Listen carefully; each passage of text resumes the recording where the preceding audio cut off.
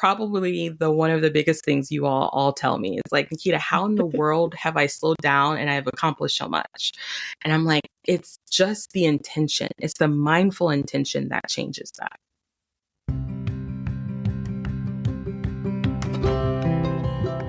If you want to learn how you can live better with PMDD, this podcast was created for you.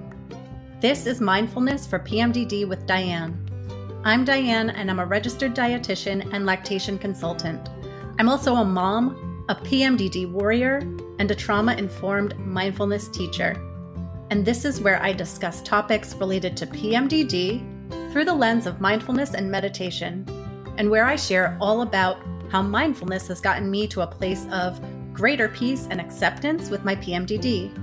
I also chat with people who have helped and inspired me along the way, so they can share their wisdom with you too. So let's get started.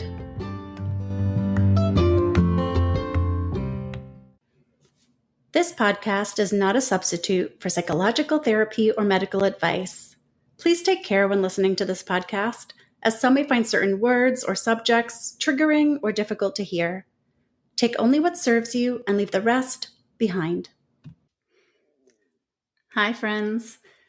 This episode is really special to me, not only because it's my first interview episode, but also because my guest is the very person who has been coaching me through developing this podcast and my forthcoming mindfulness program.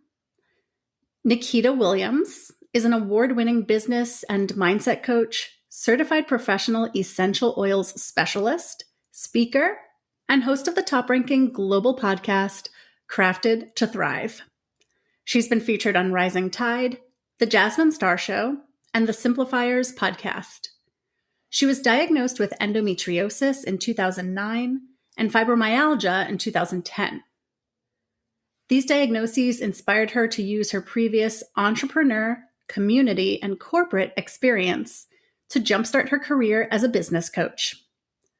She aims to help all creative women, especially those with chronic illnesses, share their stories and empower them to use their stories as fuel so they can be successful, create the life they deserve, and, most importantly, thrive.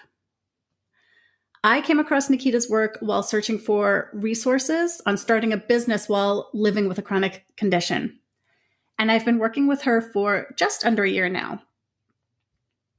The biggest surprise I've encountered in working with Nikita is the amount of mindset work that isn't directly about starting a business, but instead is about how I want to live my life and approach my PMDD. Our work together has become an extension of my mindfulness practice, which was completely unexpected.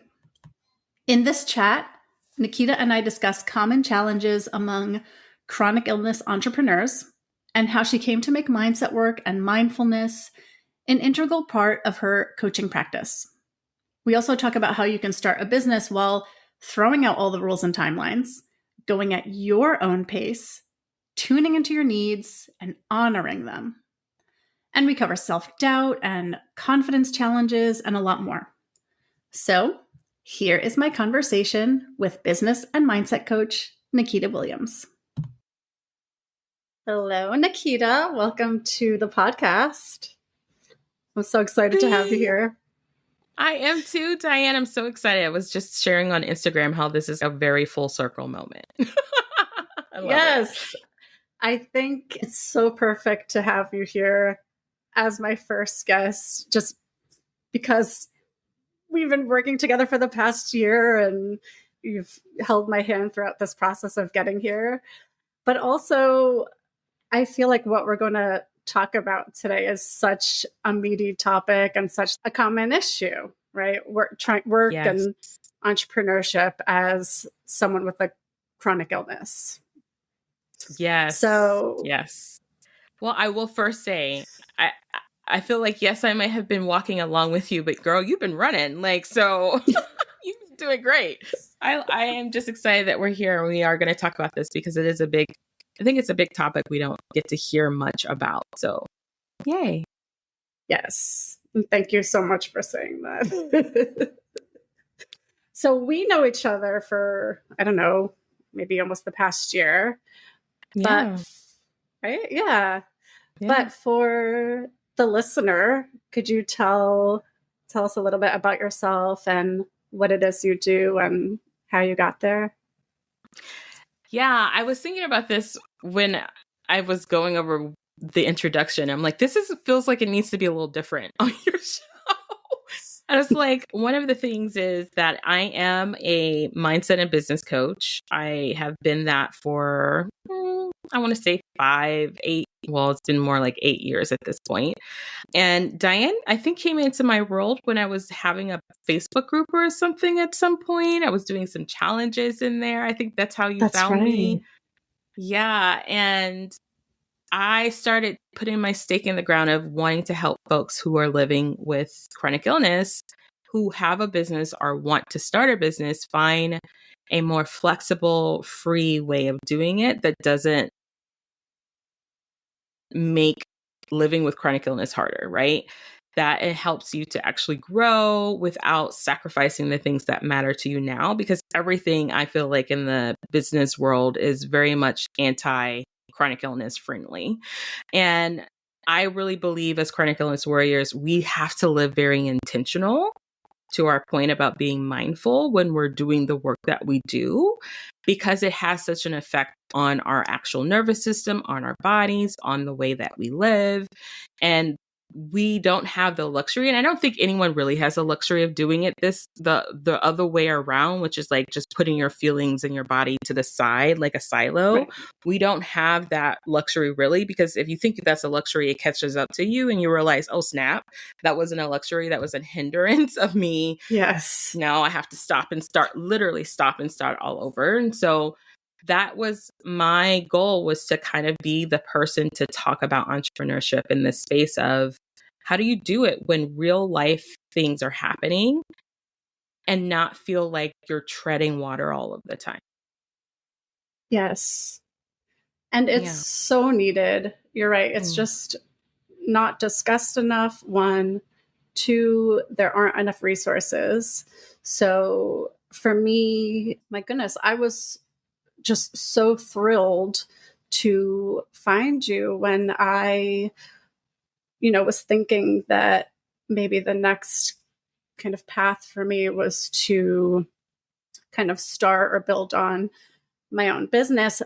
But I knew I was going to need support trying to do it through the sort of roller coaster of PMDD. And when I went out there looking for help, looking for resources, there just really wasn't much out there. So I'm so glad that you're out there doing what you're doing.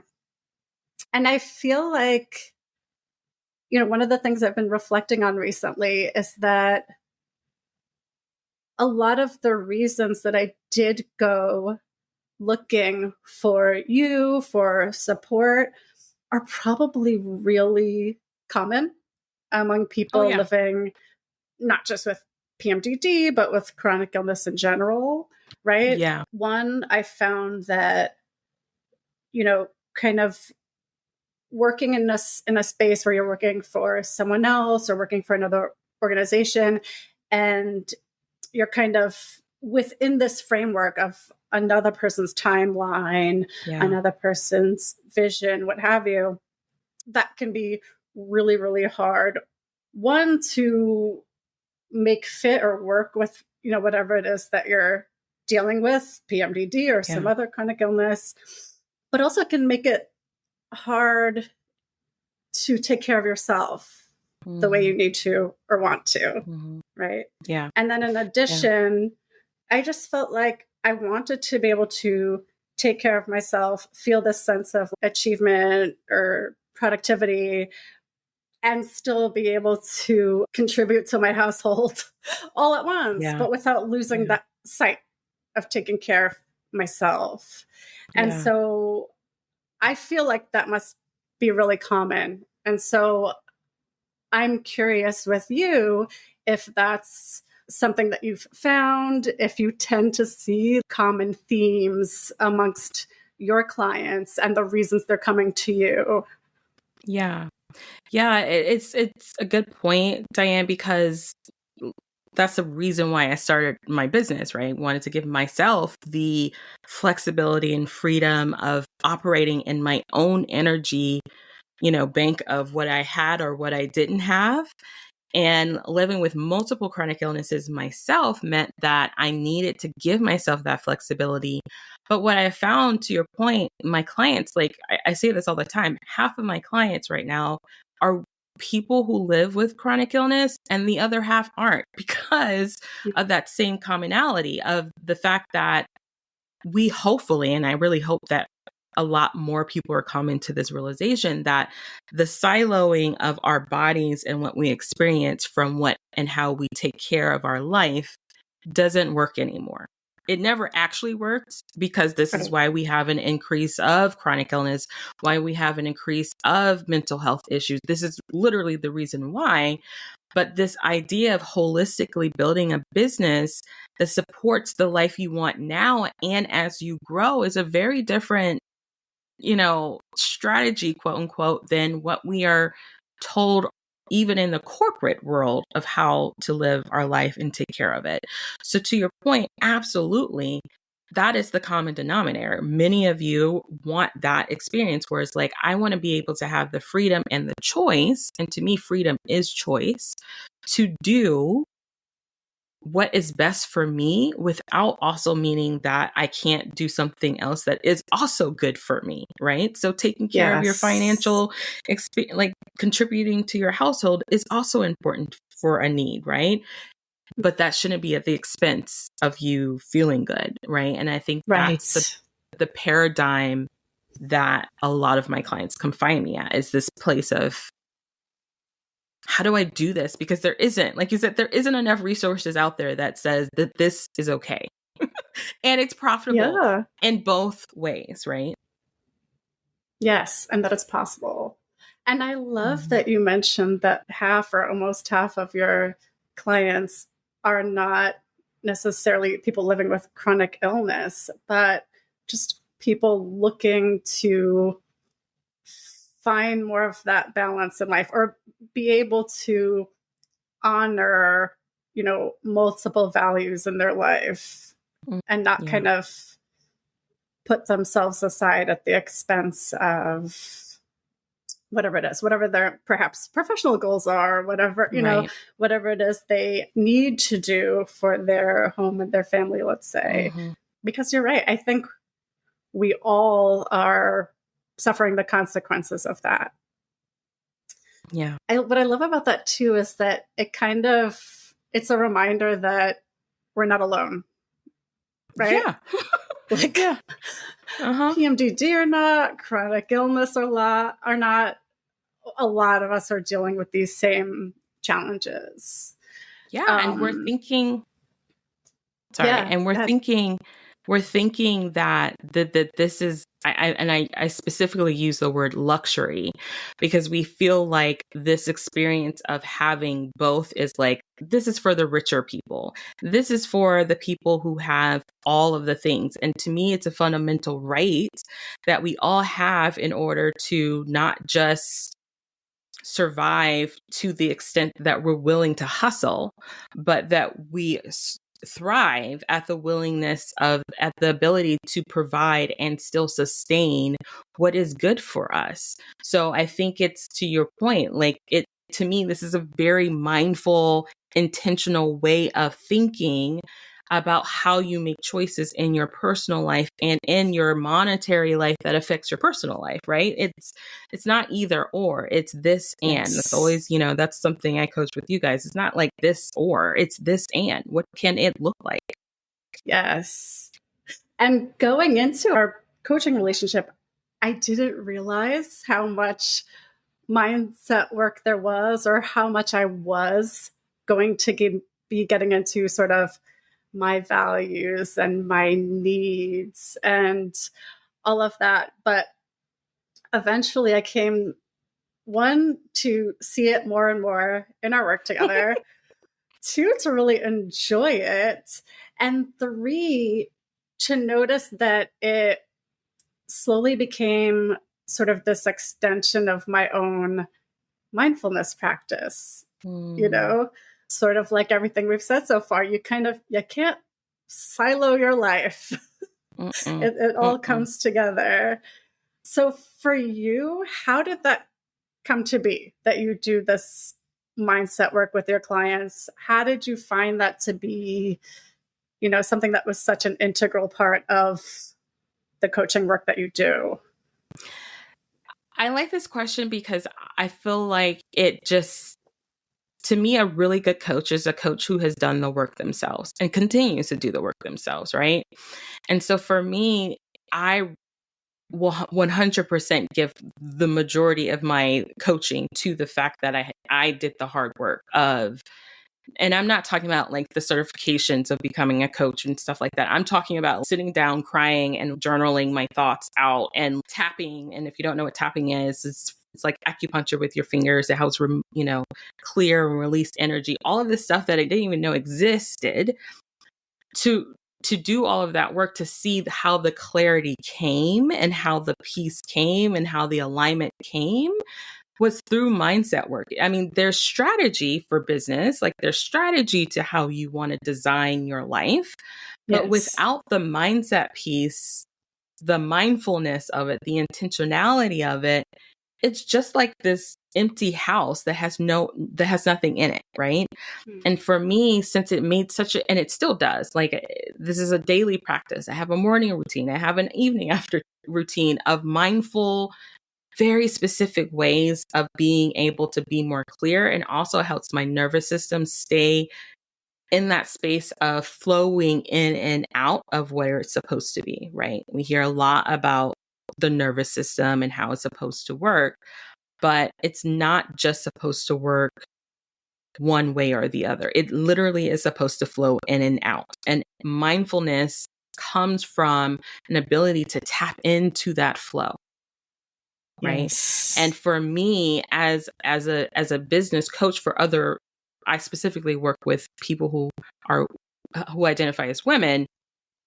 That is the space that we have to clear in order to be clear, right? We have to be intentional in order to know what we want. If you want to grow a business, okay, great.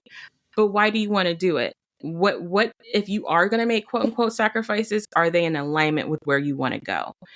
Is it serving you now, not just in the future? So all of these thoughts and things like that are things that I have to question myself. I constantly work on, and it's literally how I've made the progress and success in my business. And I've seen how it affects you, my other clients, just seeing that integration, right? It's really that integration, that inner alignment of what are you thinking? What do you want? What space do you need?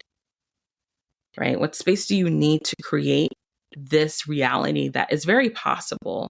You have to do it with mindful thoughts and intention mindset work. So that is how it became a crucial part of how I work with my clients. It's usually the first couple of weeks. That's what we're talking about, is like, okay, yeah, you want to do this, but it's not that you don't know how to do this. It's not that you can't Google this. Yeah. It's not that, there's something here in your brain and in your body and your nervous system that is limiting you and stopping you from moving forward. And that has to come into alignment. Yes.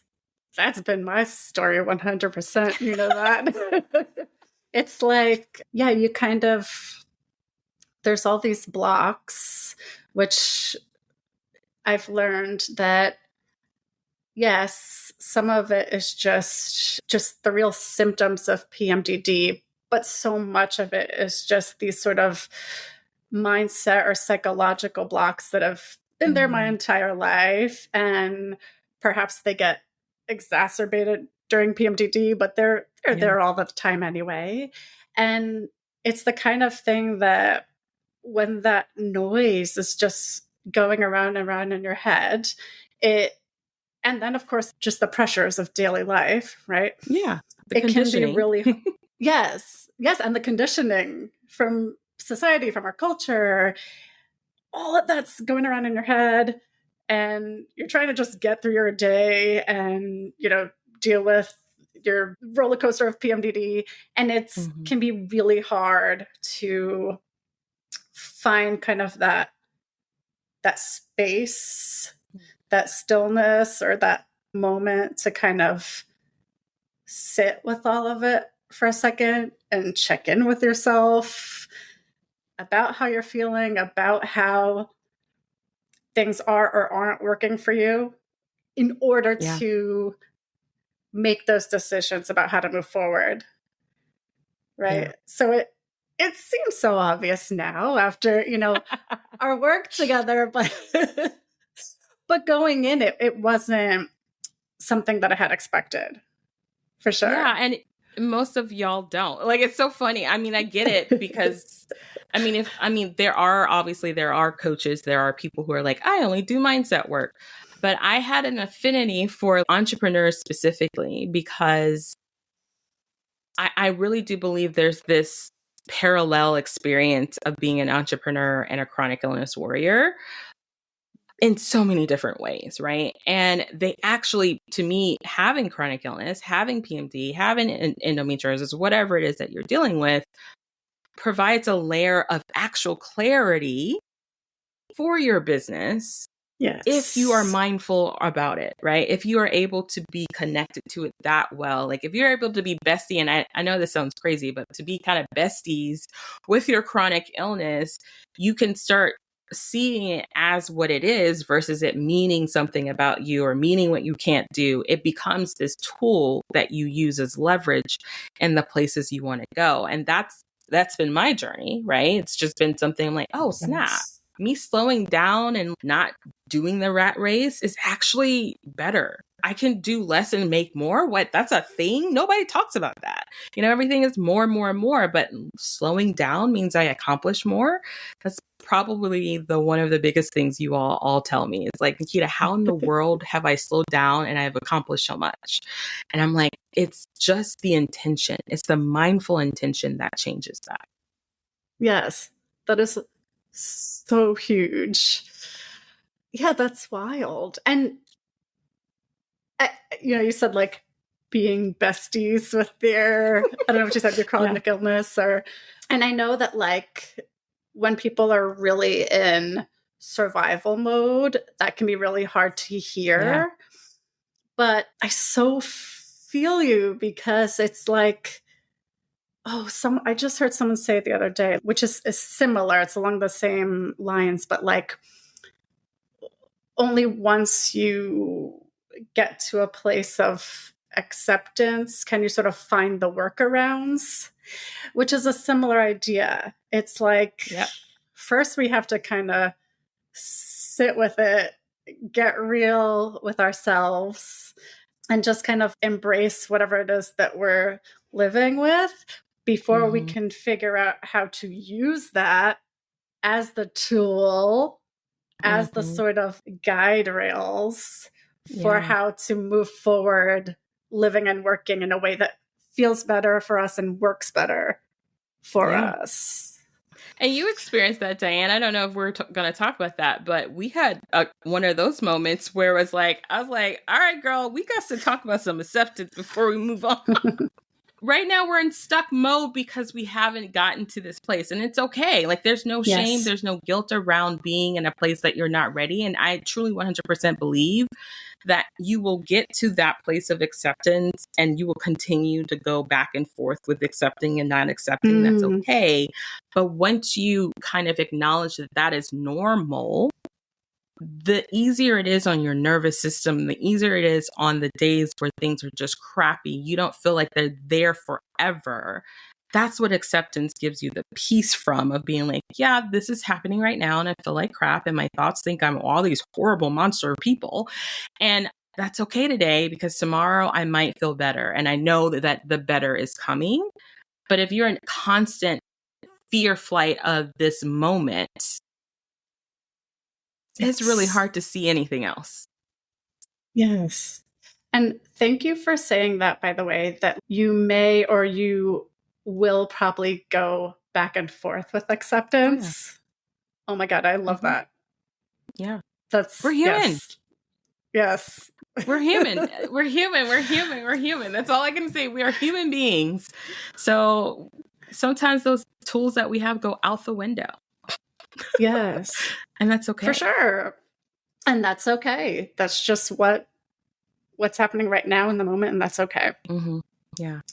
Very related to this, I think. I used to go through this thing where each time I went through a luteal phase, and I did do what I needed to do, which was perhaps slow down or, put things on hold. Even if in the moment I felt okay with it, I think at some point I confronted this feeling of like, oh, but now I've lost my momentum, or now I'm starting to question all the work I did before this particular luteal phase, right? Or now it just feels like I need to start over. Yeah. And so it's just a lot of like negative self-talk over and over again. Can you talk about how you can tap into more self-compassion, or this idea of tuning into your own needs and then honoring whatever that is and being okay with that, whatever it means, whatever it is that you need to do? Yeah. To me, it's the question, how does this make sense? Why does it make sense that I feel like this right now? I think a lot of times, and this is something I think I've talked about even in my own podcast, of the feeling of beating ourselves up for something that's 100% normal. Yes. Right? So a lot of these things that we experience or we're thinking, and based on what we've talked about during those phases, that those negative thoughts, they were there already, right? A lot of those thoughts were there already. They're intensified because of this hormonal shift in our body. So they're like gone to a whole another like hackle and jive level of something, right? In those moments, how do you look at that and say, this makes sense, versus thinking, why am I going through this? Why is this happening? What did I do to do this? What didn't I do? Did all these things of the didn't and couldn't and shouldn't. But if we lean into it of like, this makes sense because, and I always like to tell you all, just to ask yourself the question and answer it, right? Answer it. How does this make sense that I feel this way? Well, one, your brain, because we're in our luteal phase, doesn't make sense. Also, because this is what my brain does during these times of newness, especially in business. When you're starting something new, you've never done it before, it makes sense that your brain is going to wild out on like, this is crazy. Nobody's going to do this. And let's be real, starting a business online, especially as entrepreneurs, it is kind of crazy. Like random strangers are going to pay you money for something. Like what? It's kind of crazy, right? So where does this make sense? And I think that gives you the opportunity to see the making sense in that self-compassion versus sitting in I'm not enoughness. This isn't enough. It makes sense that I feel like that it's not enough because of, right? And it's a thought to practice even when you're not in those really hard places, like in other areas. If you do it before you're in the worst time of your cycle, and just when you catch yourself being more negative about something or second guessing yourself, where does it make sense? Yes. Why does this make sense? I love that. That's such a good tip. Just ask yourself that question. Why does this make sense? The simplest definition of mindfulness is just bringing your attention to your present moment experience and accepting what you find with kindness and without judgment, right? So what you're describing is almost like, all right, what I'm experiencing right now are these negative feelings, but I'm just going to kind of acknowledge them, take them for what they are, and kind of say it's totally normal and totally okay that they're there. And on top of that, here's why that's okay. Here's why I'm going to be, kind to myself anyway and not kind of trash talk myself. Yeah, exactly. Yeah. Yeah. And I love It that you feels can. better. Yes. Yeah, of course. And I love that you can kind of tap into that with that question.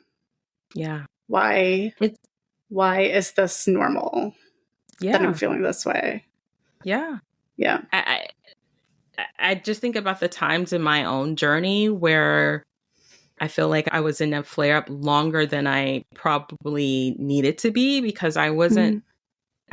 I was thinking of where I used to be, right? I was thinking about how I used to be able to do something. I was thinking what I should be doing and what I could be doing if I wasn't in the situation.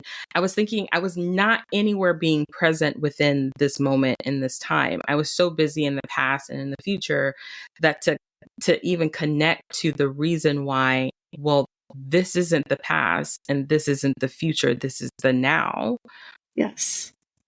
It had to come from this new identity of like, right now is okay and I love myself regardless. And honestly, that work for me from a mindset point of view and Yeah. mindfulness came from really doing that work with tapping and essential oils and things like breath work and all those different kind of things, which led me to now being more okay in those times where I'm saying this makes sense that this is what I like what's happening, right? Versus spending so much time in the past and in the future because it just exhausts you. It makes it worse, so much worse. Yes. Yes. Oh my God. You're saying so many good, meaty, juicy things right now that I want to get into. But firstly, thank you for bringing up sort of identity and comparing yourself to, your before, whatever Mm-hmm. your before self was, whatever previous version of yourself you're comparing yourself to. Because I feel like that's something I've dealt with a lot. I feel like that's probably a very common challenge in Yeah. chronic illness life. You also mentioned some of your kind of personal practices. You mentioned tapping a couple times, and you mentioned the oils, and you introduced me a little bit to both of those. Can you just I like to talk a lot about, like, how there's all these different ways to access mindfulness, not just through meditation. There's lots of like ins, right? Can you talk to me a little bit about what you like about tapping and oils and things like that? Yeah. I feel like I'll start with oils because that was like was like my gateway into like mindful body intention, all that kind of stuff was like my gateway into, oh my gosh, there's a whole world of like awesome stuff, right? Essential oils really, it started from a practical, literal sense of helping me like deal with pain without side effects, right? And through that work, because at the time when I was started to use them, I was working with a health coach, and the things, we weren't just like rubbing stuff on things that hurt, right? Like we were like, take a moment and breathe and just sit, like, and it, like these things that you're thinking like at the time, I joke, she's a really good friend. I'm like, lady, come on, I just need to put this stuff on and not be in pain right now. Like that's all I care about. But over the course of 6 months or so, like the slowing down of just being like, just breathe, and like instead of like disassociating from the pain. So I find that essential oils help me to reintegrate with my body. Even though I'm a very sensitive person, I very much felt it, but in a more like full body way. I can't really explain it other than like, instead of being like, this pain is causing me and having all these thoughts that are negative, it went into what is my body telling me versus what is my body doing to me, right? And so with essential oils, it helped me start to like unearth way deeper stuff that I had no clue was there from like like things when I was a younger person and trauma. And it was like, to the question that I said earlier, it all came to this self-compassion piece of why it makes sense that this is going on, right? And so essential oils became it still is the thing that I use. I, do my breath work with it. It's great for calming the central nervous system and, just bringing you literally down. Like if you need to bring you up, it can do that. Literally, this, how aromatherapy works. And so from aromatherapy to breath work, and not too much breath work, but just very much more like intentional breathing, being more connected to breath, became a practice that became hugely important to me, especially during my recovery from my hysterectomy that I had for my endometriosis, which, by the way, it's not a cure. I always like to tell people it's more of a lifestyle change, like a life. How do you say this? I keep forgetting how to say this, but it's more like I chose to have a hysterectomy because it gave me a better life outside of some of the challenges that I was going through. So it helped with it. But after, I am an extrovert. Diane knows this. I am an extrovert. I love people. But for 3 months, I kind of was at home big time. And I was in a lot of pain. I had some complications after. And essential oils is the thing that got me to feel comfortable around people again. I had huge anxiety, huge anxiety. Like I did not want to go into a building. I would have panic attacks. It was horrible. And I started using breath work, and then my coach encouraged me to look into EFT. She's an EFT coach. And that's when I started using tapping, which was to release the stuck energy and this fear and understand where this fear is coming from, because all of this was new to me. And that really like broke my brain that I could tap on some points and feel like such release that I had never, ever experienced. So those 3 things, including journaling, I've always been a journaler. Like I've always wrote in journals, but I never was as intentional as I am now with journaling. And tapping helped me get more intentional with journaling, right? It helped me to ask the right questions. It helped me to explore thoughts that came up that may not have surfaced if I were just writing to write. So they Can I ask you a question about that? Yeah. Is that because during the tapping, you're sort of, I don't know if I want to call it mantras, but you're sort of talking to yourself. Is that right? Is that why? So I believe the way I feel like that tapping helps for me specifically in journaling is that there's a compassion of the reality of exactly how you feel. I'm horrible. This is crazy. People are chasing me. Whatever kind of feelings you have, negative, good, that they're forefront in your brain, right? They're right here. But subconsciously, there's something deeper.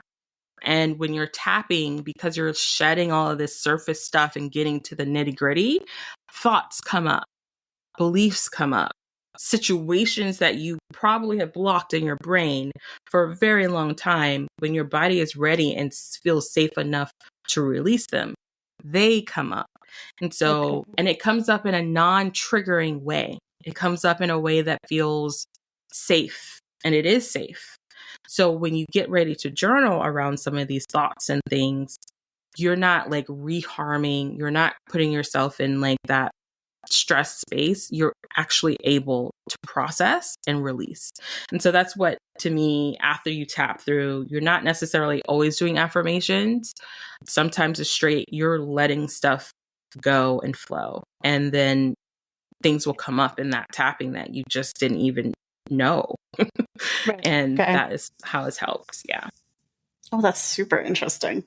I feel like I have a lot to learn about tapping. That might have to be a future episode. Yes. Tapping isn't your favorite, but that's okay. There's so many other tools out there. It's just like one of the things, like it just happens to be one of my favorites. I would prefer to say I'm just like a slow bloomer, which I am in everything in life. I kind of just move slowly and timidly toward things, even when they may be good for me. And I feel like I'm still at like a introductory kind of like a little bit have my guard up with tapping, but I have had good experiences with it. I wanted to say about the essential oils, because you made me a couple little, I don't even know what you call it. Oh, there was a roll on and like, you made me some blends. And what I love is not just, the sense and the fact that certain oils, like oils have different properties, Yes.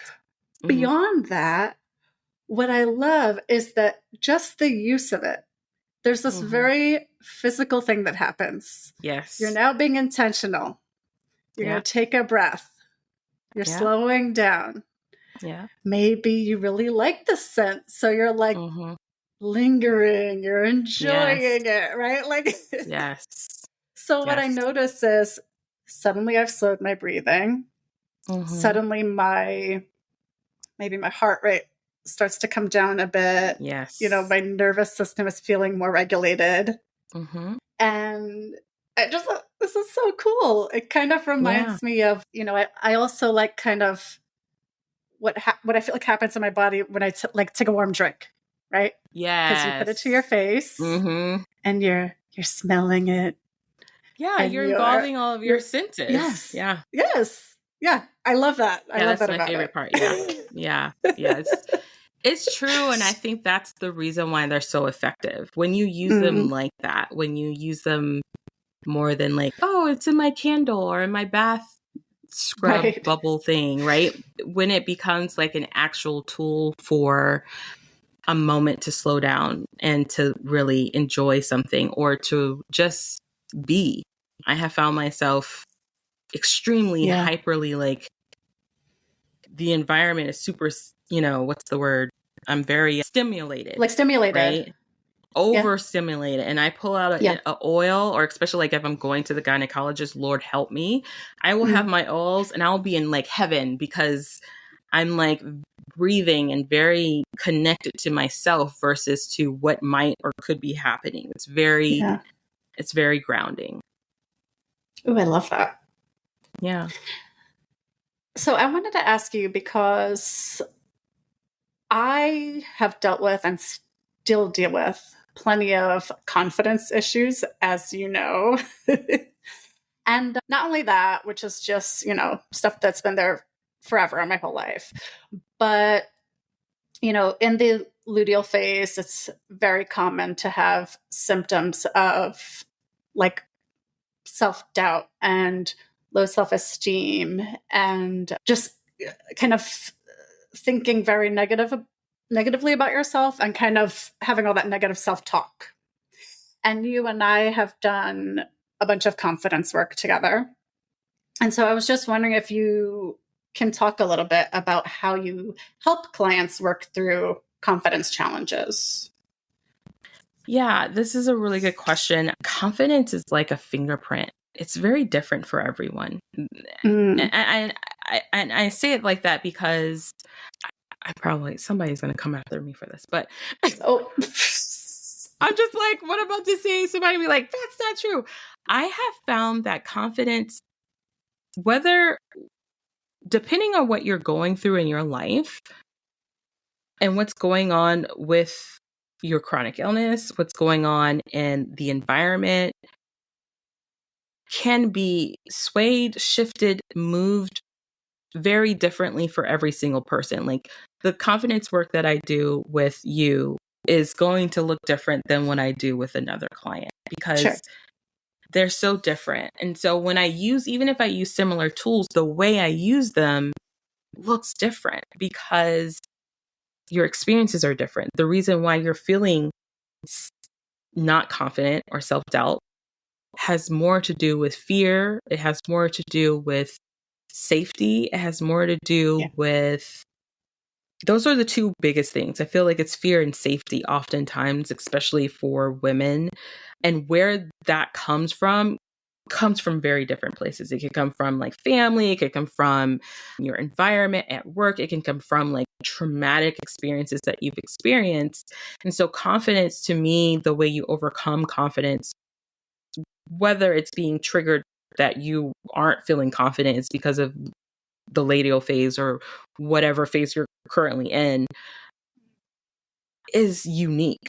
And so one of the things that I find that's most helpful is looking for evidence. It's always looking for evidence to prove that you are confident. What actions have you taken? Because confidence comes from competency, like being competent and doing. right? And so when we can look back to see, what have I done? What am I doing? In spite of, right? It helps a bit more to ground you to see that you can be safe. You can do things even though you're scared, right? And I think confidence work is a little bit different for everyone. I hope that answers your question. Well, I like what you just said about kind of how confidence comes from doing. Because I think what you're saying is when we can look back and acknowledge the things we have done or the things we have gone through and come out the other side, when we can look back and acknowledge the things we've been able to do, that gives us that feeling of confidence. I love that so much, particularly because, as you know, I do often get myself in like a stuck place out of fear and self-doubt. And you're so right. When I can just look back at things I feel good about in my life, about myself, and I can see that I'm still that person. I still, I bring that with me and, bring that forward into my life. That does help me feel more confident. Mm-hmm. Yeah. Yeah. And there's something that we've done, and I've done with most of my clients. I do something. It's called a confidence card. I actually learned it from another coach. Her name is Kristen Hassler. And I use something called a confidence card, and I help my clients create it. So it looks different for everyone. So it could be based on all of the things you've ever done in your business, or all of the things you've ever done in your life as a human being that you've done even when things are hard. I give different ways of helping people create this confidence card through different lenses is really what I would say. It's like different perspectives, especially if a client is struggling with seeing their worth, saying how much they charge for something, how much they want to price something.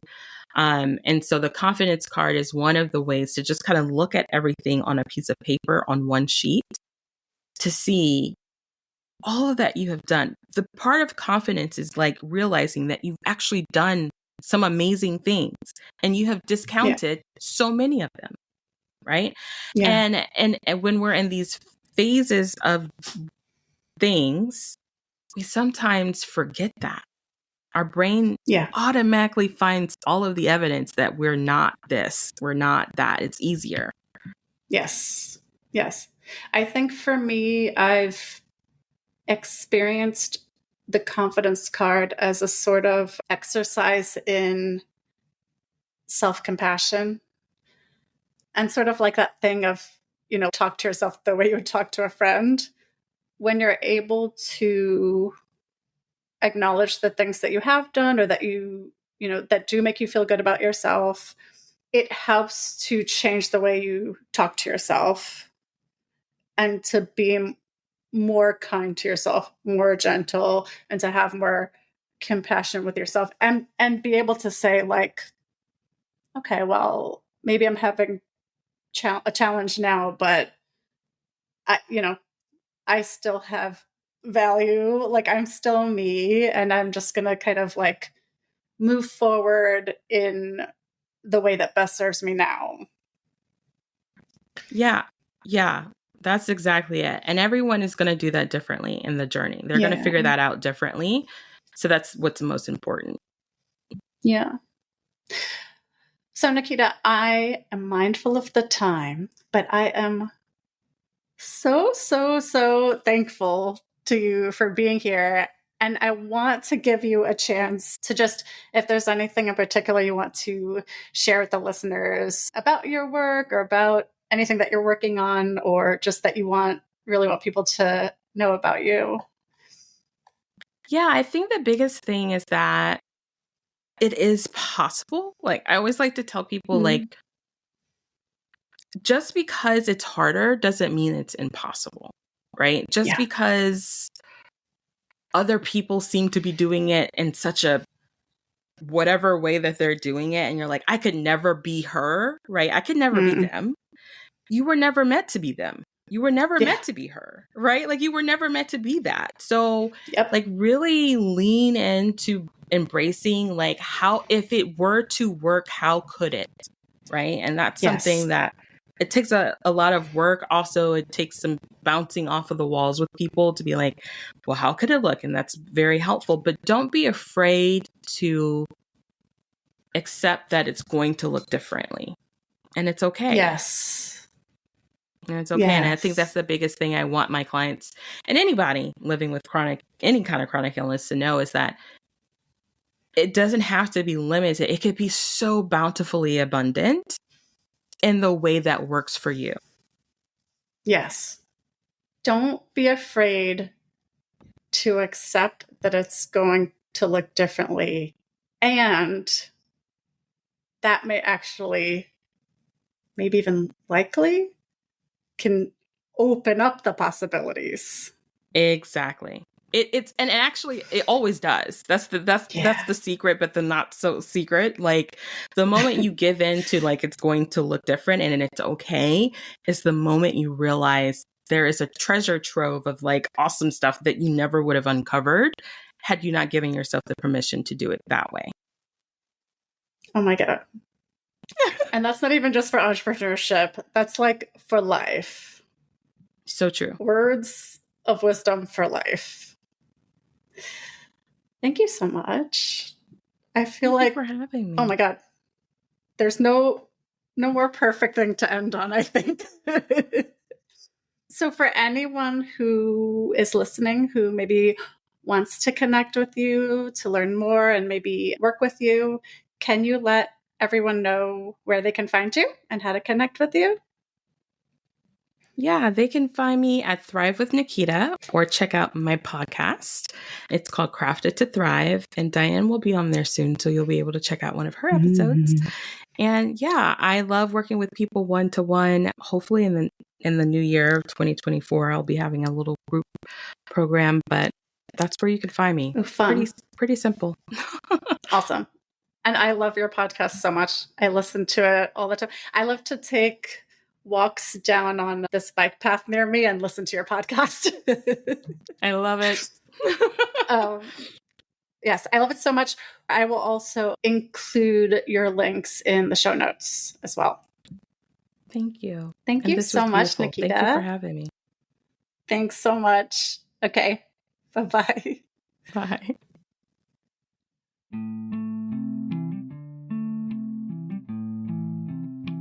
Thank you so much for listening. If you liked the show, please subscribe wherever you get your podcasts.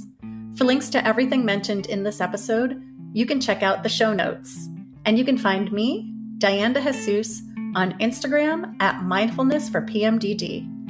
Now, I invite you to pause, take a breath,